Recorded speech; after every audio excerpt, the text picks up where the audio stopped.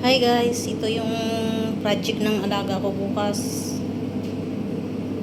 Nagkonti sila ng pagandahan ng breakfast. Wala akong mananalo na kung mananalo, matalo ko matalo. Ito ang ibig sabihin niyan, fish. Ito naman pusa. Wala akong idea, bahala na yan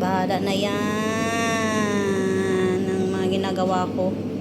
Ang hirap kaya. Ay, dako.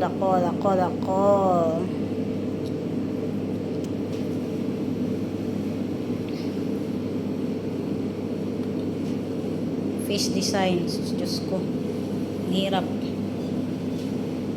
Hahanapan ko ito ng magandang lagayan. Ang hirap may student. May estudyante ka na kailangan mong gawan talaga ng project niya para may grade siya. 2 beses ko na to ginagawa. Dati flower yung design. Diyos ko. Buti lang nagustuhan. Sana magustuhan din to.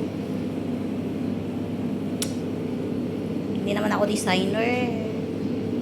Bye bye. Thank you guys. Magligpit na ako.